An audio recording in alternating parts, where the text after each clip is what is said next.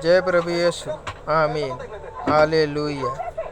एक ही आराधना स्थल 12वें का पहला। जो देश तुम्हारे पूर्वजों के परमेश्वर यहोवा ने तुम्हें अधिकार में लेने को दिया है, उसमें जब तक तुम भूमि पर जीवित रहो तब तक इन विधियों और नियमों के मानने में चौकसी करना। दूसरा, जिन जातियों के तुम अधिकारी होगे उसके लोग ऊंचे ऊंचे पहाड़ों या टीलों पर या किसी भांति के हरे वृक्ष के तले जितने स्थानों में अपने देवताओं की उपासना करते हैं, उन सबों को तुम पूरी रीति से नष्ट कर डालना। तीसरा, उनकी वेदियों को ढा देना, उनकी लाठों को तोड़ डालना, उनकी असेरा नामक मूर्तियों को आग में जला देना और उनके देवताओं की खुदी हुई मूर्तियों को काट कर गिरा देना कि उस देश में से उनके नाम तक मिट जाए। चौथा, फिर जैसा वे करते हैं तुम अपने परमेश्वर यहोवा के लिए वैसा न करना। पांचवा, किंतु जो स्थान तुम्हारा परमेश्वर यहोवा तुम्हारे सब गोत्रों में से चुन लेगा कि वहाँ अपना नाम बनाए रखें, उसी निवास स्थान के पास जाया करना। छठा, और वहीं तुम अपने होम बलि और मेल बलि और दशमांश और उठाई हुई भेंट और मन्नत। जय प्रभु यीशु। आमीन। हालेलुया। व्यवस्था विवरण 11:29-12:16 की वस्तुएं और स्वेच्छा बलि और गाय बैलों और भेड़ बकरियों के पहिलौठे ले जाया करना। सातवां, और वहीं तुम अपने परमेश्वर यहोवा के सामने भोजन करना और अपने अपने घराने समेत उन सब कामों पर जिनमें तुमने हाथ लगाया हो और जिन पर तुम्हारे परमेश्वर यहोवा की आशीष मिली हो, आनंद करना। आठवां, जैसे हम आजकल यहाँ जो काम जिसको भाता है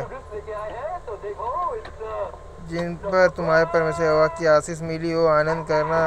आठवां, जैसा हम आजकल यहाँ जो काम जिसको भाता है वही करते हैं, वैसा तुम न करना। नौवां, जो विश्राम स्थान तुम्हारा परमेश्वर यहोवा तुम्हारे भाग में देता है, वहाँ तुम अब तक तो नहीं पहुँचे। 10वां, परंतु जब तुम यरदन पार जाकर उस देश में जिसके भागी तुम्हारा परमेश्वर यहोवा तुम्हें करता है बस जाओ और वहाँ तुम्हारे चारों ओर के सब वस्तुओं से तुम विश्राम दे। 11वां, और तुम निडर रहने पाओ, तब जो स्थान तुम्हारा परमेश्वर यहोवा अपने नाम का निवास ठहराने के लिए चुन ले, उसी में तुम अपने होम बलि और मेल बलि और दशमांश और उठाई हुई भेंटें और मन्नतों की सब उत्तम उत्तम वस्तुएं जो तुम यहोवा के लिए संकल्प करोगे, अर्थात जितनी वस्तुओं की आज्ञा मैं तुमको सुनाता हूँ, उन सबों को वहीं ले जाया करना।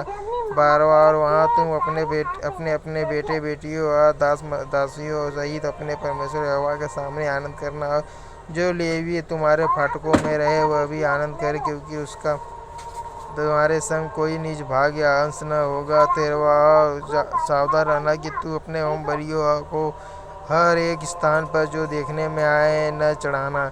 14वां, परंतु जो स्थान तेरे किसी गोत्र में यहोवा चुन ले वही अपने होम बलियों को चढ़ाया करना, और जिस जिस काम की आज्ञा मैं तुझको सुनाता हूँ उसको वही करना।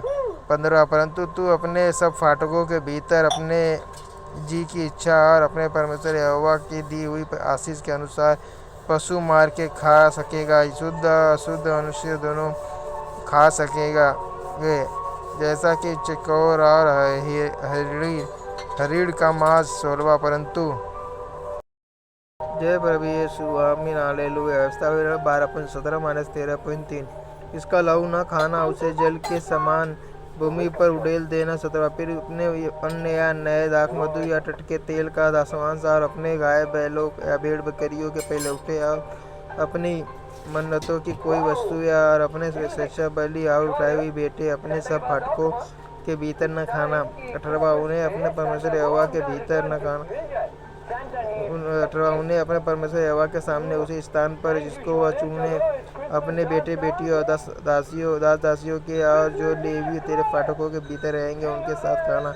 और तू अपने परमेश्वर यहोवा के सामने अपने सब कामों पर जिनमें हाथ लगाया हो आनंद करना। 19वां, और सावधान रह कि जब तक तू भूमि पर जीवित रहे तब तक लेवियों को न छोड़ना। 20वां, जब तेरा परमेश्वर यहोवा अपने वचन के अनुसार तेरा देश बढ़ाया और जो तेरा जी मांस खाना चाहे और तू सोचने लगे कि मैं मांस खाऊंगा, तब जो मांस तेरा जी चाहे वही खा सकेगा। 21वां, जो स्थान तेरा परमेश्वर यहोवा अपना नाम बनाए रखने के लिए चुन ले, वह यदि तुझसे बहुत दूर हो तो तो जो गाय बैल भेड़ बकरी यहोवा ने तुझे दी हो उनमें से जो कुछ तेरा जी चाहे उसे मेरी आज्ञा के अनुसार मार के अपने फाटकों के भीतर खा सकेगा। 22वां जैसे चिकोरा हेड़ी का मांस खाया जाता है वैसे ही उनको भी खा सकेगा। शुद्ध और अशुद्ध दोनों प्रकार के मनुष्य उनका मांस खा सकेगा। 23वां परंतु उनका लहू किसी भांति न खाना, क्योंकि लहू जो है वह प्राणी ही है और तू मांस के साथ प्राण कभी भी न खाना। 24वां